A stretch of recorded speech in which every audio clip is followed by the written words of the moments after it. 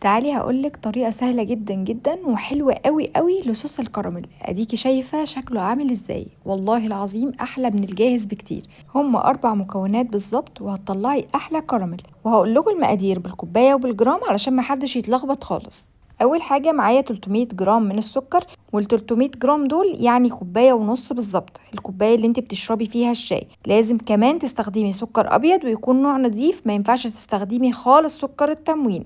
انا دايما بحب اشتغل بالميزان عشان بحس ان اي حاجه خاصه بالحلويات بتبقى عايزه حاجات على الشعره كده، بس هي عامه كوبايه ونص زي ما قلت لك. بعد كده هنستخدم 3 ارباع كوبايه من الميه، يعني بالظبط حوالي 150 جرام من الميه. يعني معنى الكلام ان السكر ضعف الميه، 150 و300. تمام كده. هنحط السكر على النار ومعاه الميه زي ما انتم شايفين كده، وهنسيبهم مع بعض على النار لحد ما السكر ده يختفي تماما ويبدا ان هو يغلي زي ما انتم شايفين كده. ببتدي بقى هنا في المرحله دي ان انا اقلب، لكن في الاول ما بقلبش نهائيا لحد ما احس ان خلاص السكر مش باين بقى خالص. تقدري بقى تقلبي بالطريقه اللي انا عملتها دي، اللي هي انت تمسكي بس الحله وتهزيها، مش اكتر من كده، يعني مش تقليب كتير.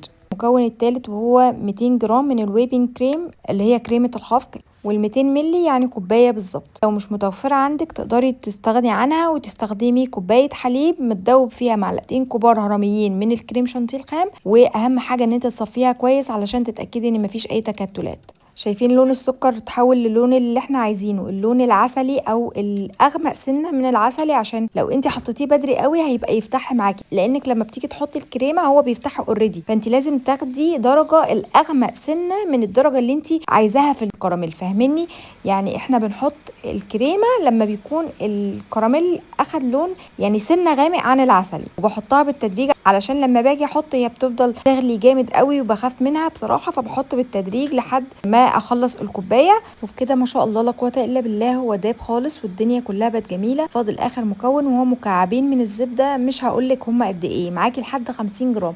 لو حطيتي 20 جرام 30 جرام 40 جرام لحد 50 جرام الدنيا معاكي تمام. الزبده ما شاء الله بتخليه لونه لامع وطعمه جميل جدا جدا. اختاري كمان نوع زبده حلو كده عشان تخلي الطعم غني معاكي وجميل. شايفين بيبقى سائل جدا جدا وهو سخن، بس دلوقتي هتشوفوا لما اسيبه في التلاجة شويه هيبقى قوامه ازاي. هنا جبت الكب اللي انا هحط فيه الكراميل وفرغت فيه الكميه بتاعه الكراميل بتاعتي، ما شاء الله حلوه جدا. هبتدي بقى ان انا ادخلها التلاجة، وبصوا الجمال بقى لما طلعت من التلاجة، كانت مش قادرة اقول لكم اللون، قوام، طعم، حاجة خطيرة. مفيش اي حبيبات من السكر ظاهرة، جميل مش طبيعي بجد. يا جماعة جربوه، الطريقة دي هتعجبكم قوي قوي قوي، فعلا ناجحة جدا معايا وبعملها تقريبا بقالي 6 سنين او 7 سنين. لو عملتوا سيرش على اليوتيوب هتلاقوا الطريقة دي ما اتغيرتش من 6 سنين بعمله، جميل جدا. ما تنسوش تعملوا شير لو عجبتكم الوصفة. كنت معاكم زينب زياد، والسلام عليكم ورحمة الله.